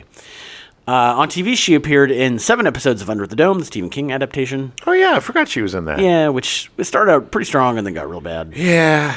Yeah. They really, really dropped the ball by not casting John Goodman as the Big bad Daddy. guy. Yeah. It was Norris, the guy from Breaking Bad. Chuck Norris? Yes, it was Chuck Norris. No, Dean Norris. Dean Norris. Yeah. He played the guy. Chuck's younger brother. Mm-hmm, yeah. She was also in 18 episodes of The Strain from, I think that was a Guillermo del Toro. I heard that was really good. It was about vampires, I think. Yeah, like a vampire virus or something. Yeah. And then 15 episodes of Billions. Ugh, no thanks. Which I am never going to see. No interest at all. No. She most recently can be seen in Isle Child, released in 2025, a film about a Korean-American adoptee going to visit his birth mother in Korea who is dying of cancer. Sounds funny. Yay! John Mahoney was cast as Leo Solomon, the head of the lobbying firm employing Sydney. Mahoney is best known for playing Frasier Crane's dad, Martin Crane, on 263 episodes of Frasier. Frasier. Yeah, he was a little underutilized in this movie, I think. Yeah, I feel like there probably could have been a lot more with him because he's a really good actor, and he was just kind of there for window dressing. He's a plot point. He was there to cause a little bit of he's drama. the one that needs to get Sydney. Yeah. He received 2 Emmy nominations for his role as Martin Crane. Mahoney's final role was in the film Marriott in Ecstasy, released in 2019, which was released posthumously because he died from throat cancer in February of 2018. So sad. My favorite role of his, I mean, he was amazing in Say Anything, but I think my favorite role was in Barton Fink. Playing the disgraced alcoholic writer. Yeah. God, he's such a good actor. Amazing actor. John Mahoney was not afraid to play difficult characters, and he, again, was a consummate artist, a theater guy. Yeah. A dude that just loved the craft of acting. He was so good. Everything he's in, he makes better. Oh, yeah. Anna Devere Smith was cast as Robin McCall, the White House press secretary, who's also 14 feet tall. My God, she was, I mean, look, there's a lot of shorties in this movie, too. Yeah. But she's just tall. Super tall. Plus, they gave her that hairdo that made her another 4 inches taller. And they did, whoever costumed and haired this movie. Yeah. Hair and makeup. 1994. The people forgot how to do hair properly. Yeah, and very unflattering costumes, too, for a lot of the women. It's not a good time for fashion. 1994. No. Besides having a smaller part in Dave, Smith is best known for her role on The West Wing, appearing in 20 episodes over 6 seasons. She was great, and she was great in this as the press secretary. Again, it was nice to see a woman in the cabinet and a woman of color. Yeah. They did a twofer, so they didn't have to, Right. It was the 90s, for God's sakes, so we didn't have a lot of diversity back then. She also appeared in 78 episodes of Nurse Jackie, which I've never watched. I watched some of that. That was really good. Edie Falco was really great. I watched a few of the seasons, but she played this nurse who was addicted to drugs. Devere Smith will be seen in the upcoming film Pendulum, starring Joseph Gordon-Levitt, as well as a Nurse Jackie sequel miniseries. Oh, very cool. Yeah, they're going to bring it back for a little bit. I'm glad to see. Whatever happened to Joe Golo? Joe Golo? He does stuff. He has like a production company. I know, but he's been doing a lot of social media stuff. Yeah, but I haven't seen him in. Yeah, I don't. It's like Hilary Swank. I mean, he's around. He's definitely been doing stuff. But Yeah. I'd like to see more of him. I like him. Yeah. Just ever since the Batman movie, it seems like he kind of dropped off the radar. Yeah. Nina Shaimashko was cast as Beth Wade, Sydney's sister. I finally got that name right. I had to put the pronunciation down because I could not ever say it right. Shaimashko. Nina is the brother of Casey Shaimashko, who is starred in 3 O'Clock High and had supporting parts in Back to the Future. Great. And also Young Guns. Yeah. Listen to our 3 O'Clock High episode. One of my favorite teen it's comedy. so good. Yeah. If you like the Coen brothers, you would love this. It's very stylized. It's so good. About a bully who Billy Rydell, something like Bobby Rydell. Rydell. Yeah. Who comes after little Casey Shaimashko, and an epic fight at the end. It's one of those so movies. Good. It's surprising. Everything about it's surprising. Yeah. And it's so good. It would be a perfect double feature with Ferris Bueller's Day Off. Yeah, I agree. They'd be fun. They're both very fun movies. That would be a fun night. Nina made her feature film debut in One More Saturday Night in 1986, written by and starring Al Franken and Tom Davis. Nice. Which the funny thing is, I thought maybe it was about like SNL, but it's not. It's just they just happen to both be writers for SNL. Well, they were a writing team. Yeah. And they did kind of their own thing. They had like their own bit. Right. That they would do. It was great. They were kind of like the Bob and Doug McKenzie of Saturday Night Live. Yeah. In 1988, she appeared in License to Drive, the Two Coreys movie, and in Tucker, The Man in His Dream, directed by Francis Ford Coppola. Tucker, A Man in His Dream is this extremely underrated movie. I agree. Jeff Bridges is so good. Ridiculous. And it's such a interesting story about this amazing car that just got effed because of how one man gets destroyed by the corporations. Yes. Yeah. Good thing that never happens. Yeah. She was actually cast as a police officer in Reservoir Dogs in 1984, but all of her scenes were cut before the theatrical release. Oh, that sucks. She was playing police officer Jody, which I think they mention the Jody. For some reason, the name sounded really familiar. I think so. Or maybe I think there's a Jody in Pulp Fiction. I think that's what I'm thinking of. Well, unfortunately... Oh, and Reservoir Dogs is 92, sorry, not 94. Well, unfortunately, Quentin Tarantino realized that she was in License to Drive with the Two Coreys and was like, oh, man, I'm cutting her out, man, because that's such a too bad, man. Yeah, if you have a DVD or Blu-ray version of Reservoir Dogs, the scenes they did put them on there. Oh, nice! So, I have the DVD. Yeah, it's literally. I'm pretty sure it's just one scene where they're going to get like hot dogs or something, and she's there and like, talking to them, like it's like a flashback thing or something. Oh, anyway. Maybe I'll check them out today. Yeah, Nina also appeared in Airheads in 1994, Suicide Kings in 1997, and Jakob the Liar in 1999. Nice. I'm glad you did it the right way this time. Suicide Kings is one of those guilty pleasures for me. I've only seen it a couple times, but it was one of those that surprised me with how good it was. Isn't that with Christopher Walken? Yeah, where they essentially kidnap the mob boss and then realize that he's a mob boss, and they're like, what are we doing? I'm a mob boss. Yeah, but it's one of those has like a twist ending. And yeah. And Airheads, oh, what a classic. Brendan Fraser. Great, stupid movie, but it's so good. Oh, man. Brendan Fraser and Adam Sandler. And also was Steve Buscemi. Steve Buscemi. Yeah. Were the three dudes that take over the radio station. They're so dumb. They're so dumb in the movie. So dumb. Well, it's so great. Hence Airheads. It's so good. It is very much a guilty pleasure comedy. Brendan Fraser was in so many bad 90s comedies. Oh, yeah. They didn't know what to do with him. Like Dudley Do-Right and Encino Man. I think he did a couple comedies. Okay, well, I'm getting parts, but then people are like, well, you're just a comedy guy. And he's a good actor. Yes. But they didn't know how to cast him in other stuff. Encino Man is definitely a guilty pleasure.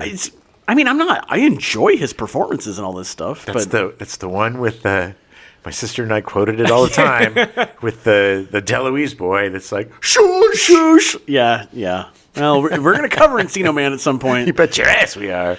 Nina Shymashko also appeared in 9 episodes of The West Wing. Her last credit is in Haley Dean Mysteries: A Will to Kill, a TV movie that came out in 2018. Okay. She appears to still be active, just hasn't been in anything in like 7 years. Cast her. Yeah. She's great. She's great. Wendy Malick was cast as Susan Sloan. I have had a talent crush on her for decades. She's so good.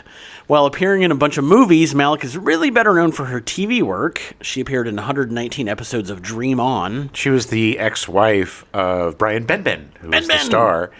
Great chemistry between the two of them. But, man, she was a good foil for him. Because I think they had a kid together, and so they had to deal with each other all the time. But he was just banging all the time.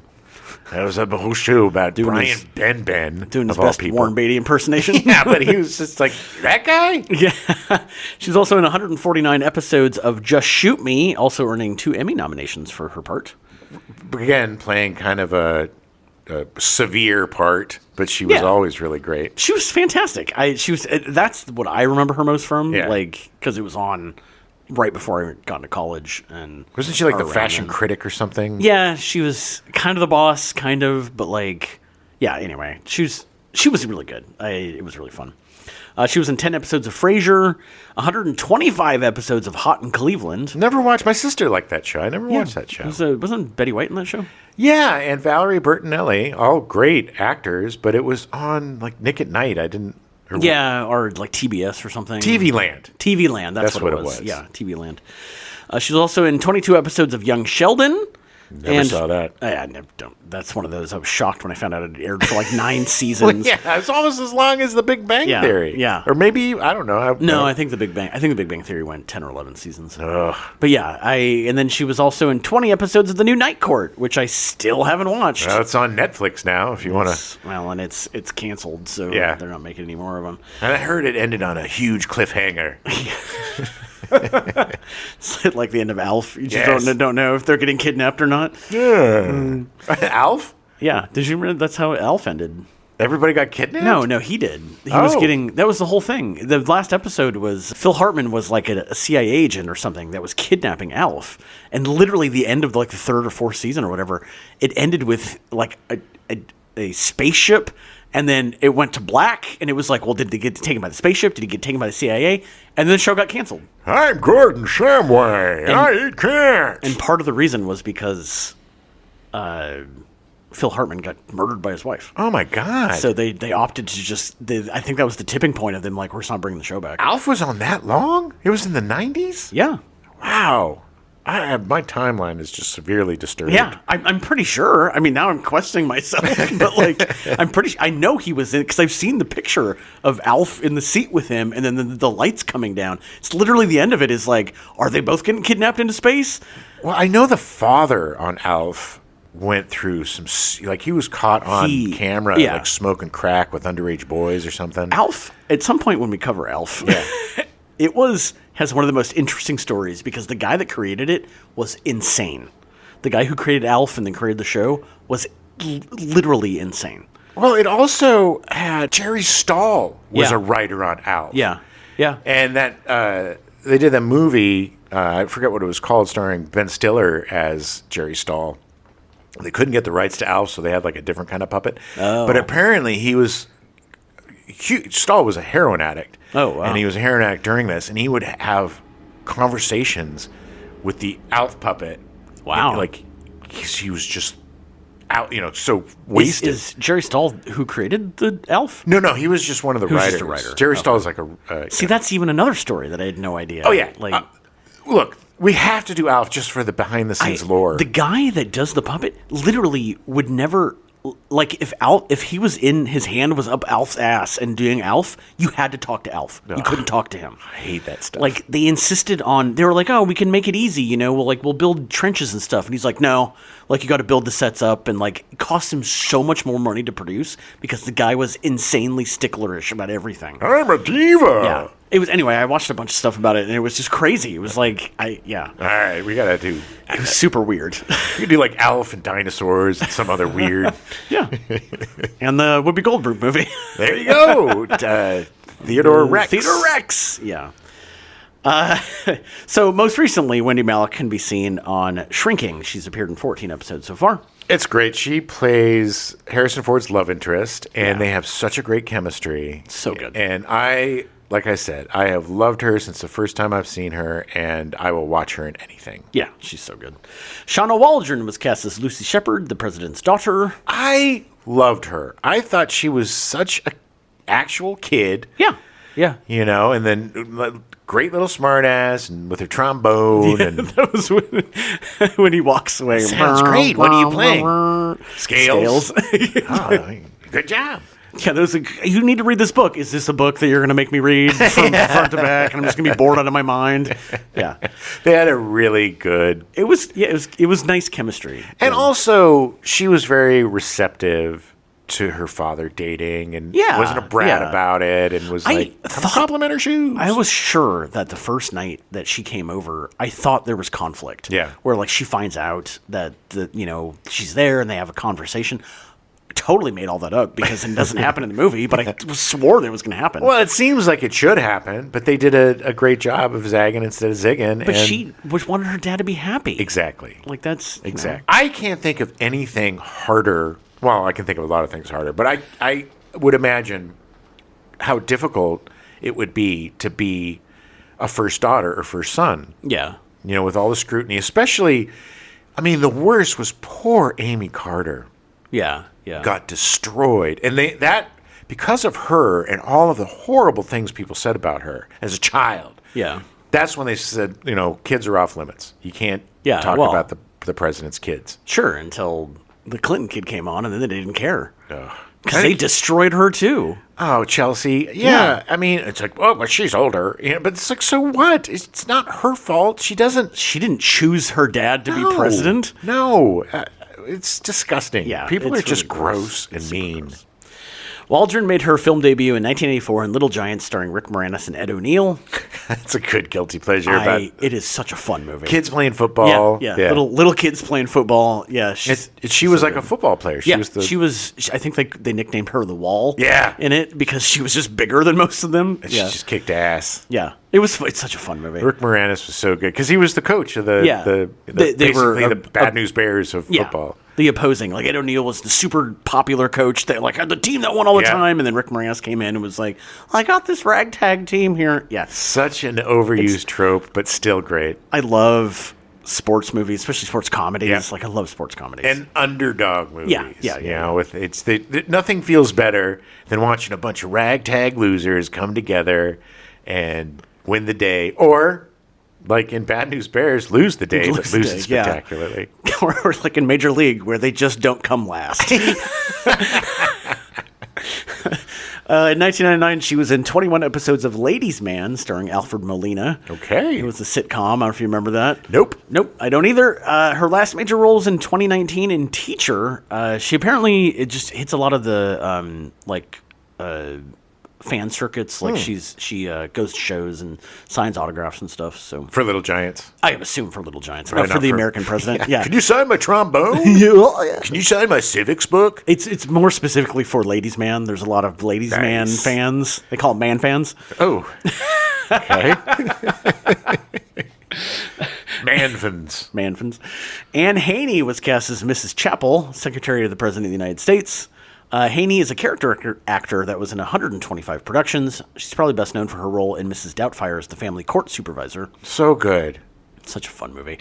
Or as Greta in Liar Liar, the secretary for Jim Carrey. Well, I meant she was so good. Mrs. Doubtfire's okay. But Mrs. Doubtfire is a fun movie. Yeah, it's fun. It's just like Liar Liar. It's one of those that was, when it was on, I would just watch it. Yeah. Because it's goofy. And there was a summer where I think I literally saw Liar Liar 45 times. Hello! Because it just kept coming on. Well, Liar Liar, Jim Carrey is so good in that movie. So goddamn good in that movie. It's such a fun movie. And Mrs. Doubtfire is one of those that I will always have a special place for because I think it's Robin Williams at some of his best. It's sweet. It's sweet. Yeah. I mean, it's horrible what he does. But it's we'll cover it at some point. Yeah, I mean, he would be in jail. Yeah, no, 100%. Oh my God, this would be on Dateline. The man who pretended to be a woman to be around his kids. The man, yeah. Anne Haney also had a recurring role in L.A. Law. Oh, yeah. Sadly, she died of congestive heart failure at age 67 at her home in Studio City on May 26, 2001. Oh, that is so young and so sad. Yeah. She was like early 60s when she made this movie. Yeah. I mean, she was one of those people that always looked older, and so she was just always the old person. Yeah. Or, She wasn't dyeing her hair. But I just love that this movie. It's great where they're like, Mrs. Chapel, what's the state flower of Virginia? The dogwood. Just immediately. They say the dogwood is a tree. It's both. It's both. It's so great. Richard Dreyfuss was cast as Senator Bob Robson, the Republican from Kansas. Hey, Richard Dreyfuss. I'm the bad guy. 1995 also saw the release of Mr. Holland's Opus, resulting in his only Best Actor Oscar nomination, but he lost to Nicolas Cage in Leaving Las Vegas. No shame in that. No, Nicolas Cage, that was the highlight of Nicolas Cage's career. My son is deaf, and I'm a music teacher, and he's deaf, and I don't like it. Listen to the vibrations. Dreyfuss will be seen in the upcoming film Killing Winston Jones, playing the title character. I only bring this up because the movie sounds amazing. In the movie, John Hader plays Edwin Jones, the sixth-grade English teacher who is determined to get the newly constructed gym at his school to be named after his dad, a retired gym teacher, despite his dad not being dead. That does sound fun. I think he tries to murder him so that we can name the gym after him. That's great. The poster is literally Richard Dreyfuss sitting in a tub holding a TV like he's about to electrocute himself. Well, good. It looks fun. Richard Dreyfuss, kind of a creep now? Bit of a creep? Yeah, he's weird. It's something weird about him. One other mention I didn't write down, but Ron Canada is in this movie. Nice. He has a very, very small blinking you'll miss him part, but I love Ron Canada, and he deserves a shout-out. He does. He is a great character actor with a great name, and he's not Canadian, strangely enough. No, he's not. You know?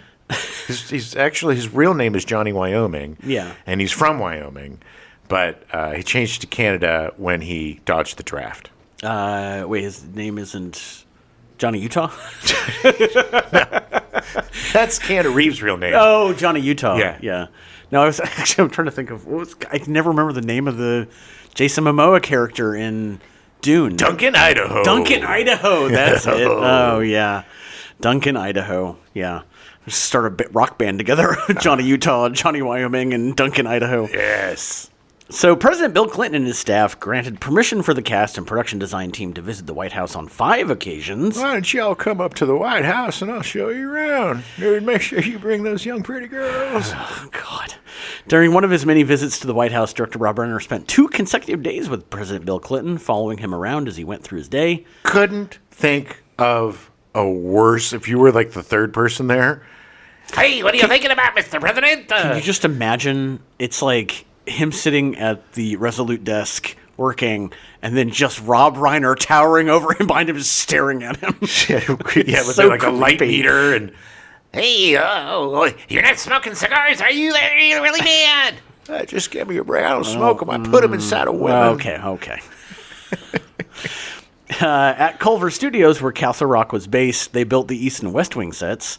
The Oval Office set was from Dave and was later reused in the movies Nixon and Independence Day and in the TV show The West Wing. Nice. Yeah. I was on that set. Yeah, that's right. When I was working for ILM, it was during the production of this movie, and I was able to go on the American President sets a few times. Nice. The telephone number President Shepard gives Sidney to call him back, 456-1414, is in fact the number to the White House, area code 202. Ooh. If you want to call the White House, do it. I bet nobody answers today. Actually, they got rid of that number. Camp David is strictly off limits to the public and the media. The production designer used someone's personal snapshots from the Richard Nixon era when designing the set. Has Trump ever been to Camp David? No. I don't think so. I don't think so either. Why would he? He's got his Mar-a-Lago. They must have just shuttered that. Whatever happened to Camp David? It's probably just sitting there falling apart. It will probably be remodeled. It was painted pure gold. Yeah. Yeah. It'll be turned into a gilded palace of wonders. Yeah. The last shot of the film, where President Shepard walks into the House of Representatives to give his State of the Union address, was actually shot on a sound stage with Michael Douglas walking an aisle with seats filled with extras on each side, set against bare blue plywood walls. Yeah, so they could. So ILM Green screen could it, put it in blue and screen make it, it some blue stuff. screen it. Yeah.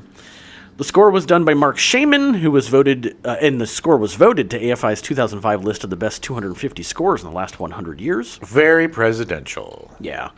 Mark Shaman has been nominated for 7 Academy Awards, but has lost all of them. Yeah, he lost all of them to John Williams. You know what's funny? I didn't look it up because excuse me, I didn't look it up because half of them were like songs, and I'm like, whatever. But he did get nominated for The American President. In fact, I think it was the only Oscar nomination the movie got. He was nominated for Best Original Musical or Comedy Score, but lost to Alan Menken for Pocahontas. Yeah. Yeah. Well, I mean, Pocahontas was literally a musical, so. I know. I don't know why this was not a musical or a comedy. I don't know why it was put in that category. It was it's a rom-com. It's a romantic comedy. Yeah. The movie would end up earning $107.9 million worldwide against a $62 million budget.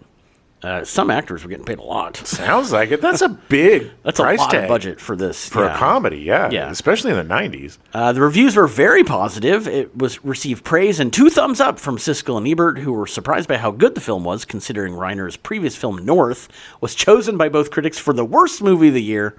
Yes, we were very surprised to give it 2 thumbs up because North was just garbage. And it was garbage. Poor little Frodo Baggins. Oh, Elijah Wood. Yeah. Yeah. Everybody was in that movie, too. I just Bruce Willis in a bunny suit. Ed O'Neill in that movie? I think everybody was in that movie. There were so many cameos in that movie because it was just the stupidest story of this like boy trying to find parents, and he just kept Right. And it was very kind of racist too because he went and lived in igloos with Eskimos, and so it was just such like a cookie cutter depiction of different races and cultures that was borderline offensive, and it's just a bad movie all around. No. Ebert said after detesting North, he was very happy and pleased to give Reiner's next film a unanimously positive review. Reiner knew he had to do something good after that, or he was done, because that movie was an epic flop. It was bad. It was very bad. Oh, God. Siskel praised Douglas and Bening for their performances. Writer-director William Reichert, who is best known for the movie A Night in the Life of Jimmy Reardon, starring River Phoenix, which was then recut by the director and released as Aren't You Even Gonna Kiss Me Goodbye? Wow, that's so much worse title. I know. Thought it was too close to something he wrote, so he sued the Writers Guild of America over not being credited on the screenplay. This always astounds me because it's such a simple idea. Of course somebody else is going to write it, you know? I mean, if you come up with something this obvious, there's definitely going to be other people. Reichert claimed Sorkin's screenplay was a thinly veiled plagiarism of Reichert's 1981 screenplay, The President Elopes. Well, I mean, do you think maybe it's possible that Robert Redford saw that and goes, oh! And then, like, 10 years later was like, hey, I have a good idea for a movie. Maybe, or maybe he just had the same thought because it's not that big of a stretch. It's not, yeah. After Guild arbitration, Aaron Sorkin was awarded full credit on American President. Good. Reichert also claimed that the television series The West Wing was derived from part of the same screenplay. Ooh, tried to double dip. Yeah. Get his money back from all the money he wasted on lawyers losing the first case. So obviously Sorkin would go on to create The West Wing in 1999, which had a lot of the actors from this movie appearing in the show. I mean, there were literally like 15 of the actors are in The West Wing.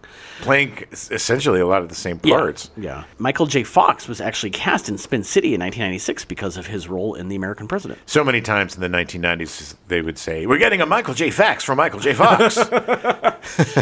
Michael J. The Fax. Well, Joshua Malina, he was in The West Wing, basically playing the same guy. He was the glassy-eyed guy. He played David. Oh, yeah. Yeah, there was a ton. I mean, it literally, there was like at least a dozen actors that were in the show. Nina Shymashko. Shymashko. Yeah. Anna Devara Smith. Anna Devere Smith. Oh, I'm horrible with Martin names. Sheen. Short and mean. Schmartin mean. Yeah. Yeah. Martin Sheen is short and mean. They would always say that when he got diarrhea. Oh, man. You got to be careful with mean sharts. Yeah. Ooh. Somebody in the White House now needs to worry about sharking. Yeah.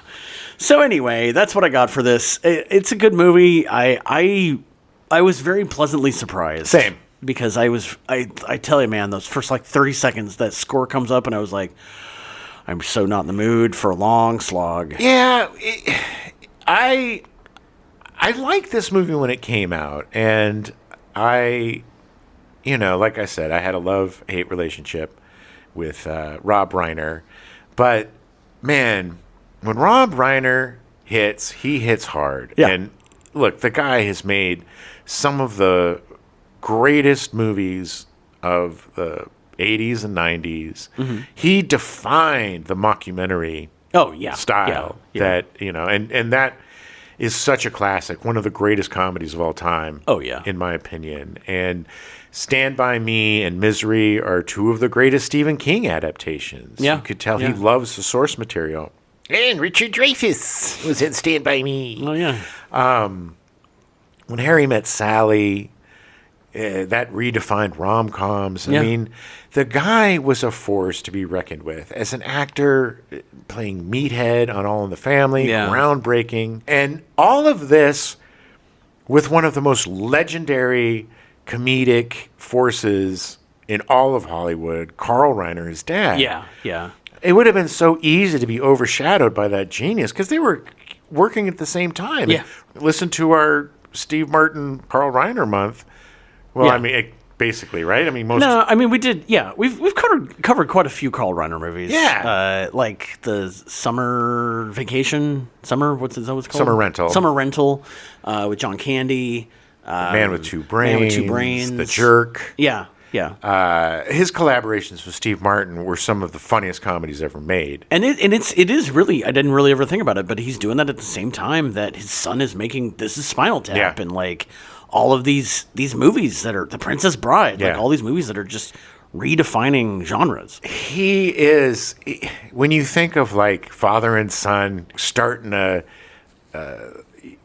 like a mechanic shop or something, right? Epstein and Son, Epstein Lord. and Son Island Rentals. But Reiner and Son comedy, they're both geniuses, and it's very rare for a son to not, I wouldn't say equal, but in some ways surpass his father too in terms of being a director. Reiner Senior with Summer School and everything he did was really funny, had a great heart.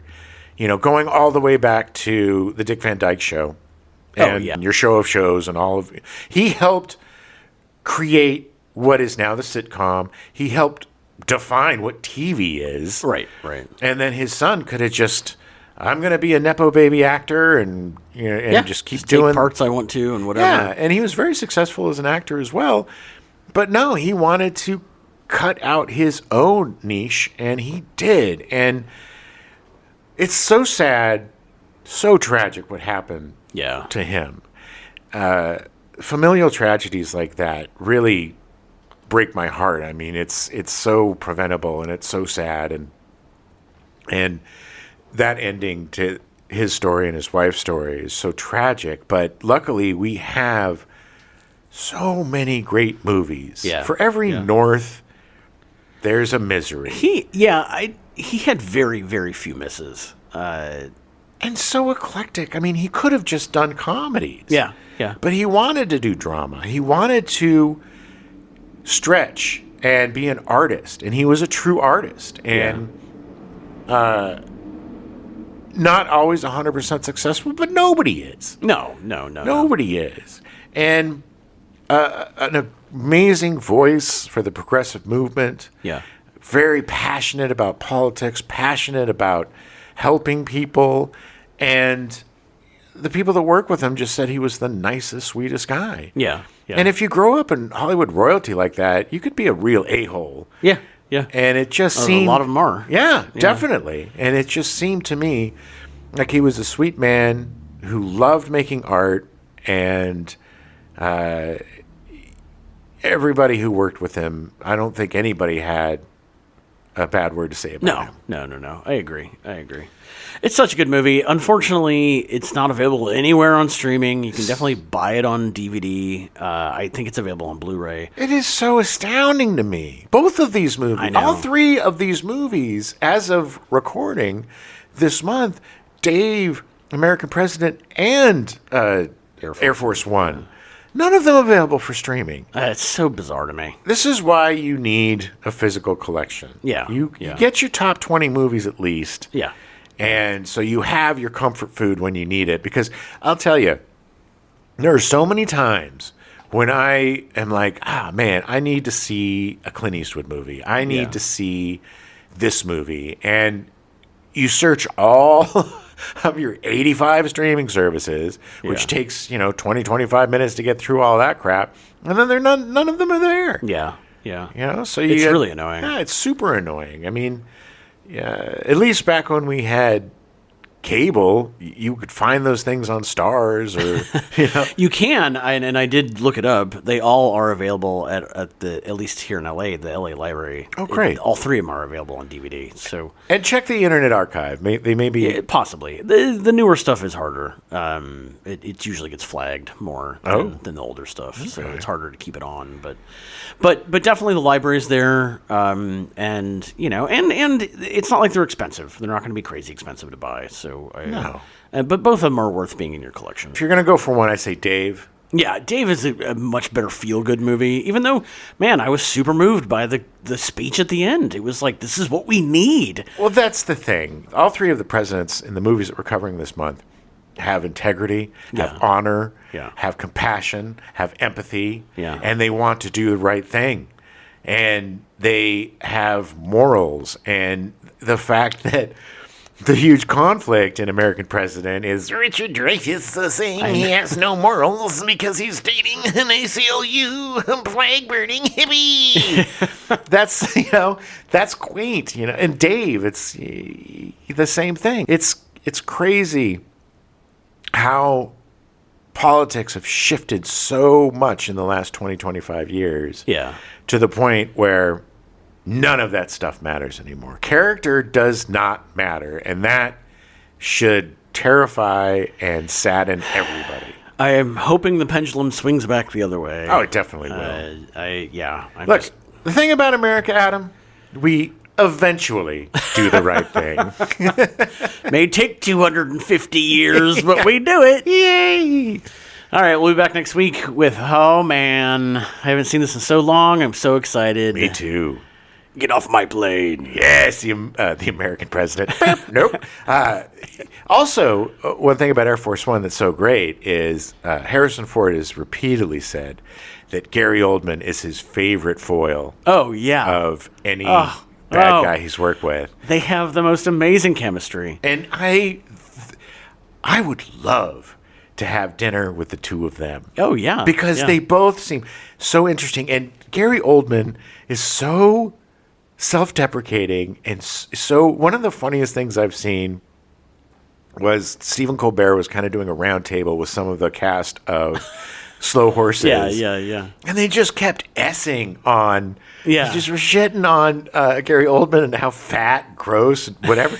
And he just was laughing hysterically at all of this. He doesn't take himself, he's one of the greatest actors of our generation. Oh, yeah. Some of the most amazing, all the way back to Sid and Nancy, up until Slow Horses now. The guy is a genius, and the fact that I love these actors that in their later years stop taking themselves so seriously, right? Realize how silly the business is, and they just want to have fun. And I think this movie, from what I gather, and we'll find out next week. Yeah. But I think this movie was kind of the turning point for him. Yeah. Where it was like, let's have fun. Yeah. I don't have to be so serious anymore. And then he had a super slump where he did that bizarre movie with Matthew McConaughey where he plays a dwarf. Where Matthew McConaughey has all of his relatives are dwarfs. And people are like, why did you do that movie? And he's like, I was broke. I needed the money. They paid me. Yeah. All right. We'll see you next week. We're salivating at the fact that the president has no moral turpitude. It was a jest. Welcome to the Gen X Files. I didn't like the way I did that. Yeah, that was weird. You just kind of swallowed the Gen X X part. Files. It's like the third week time in a row. Third week in a row. We're gonna have a bloop right out of the gate. Take yourself back to 1980. Or sorry. I don't know why. We're going back to 1980 something. Yeah, let's do it. Well, we're not used to doing the 90s. No, man. this is weird. It would be such a perfect double feature with, it would be a perfect double feature with, Jesus Christ, Matthew Broderick movie. Ferris Bueller's Day Off? it'd be a perfect double feature with Ferris Bueller. Cheeser, Creaser. Wow. We now return you to your regularly scheduled programming. Vegas, already in progress.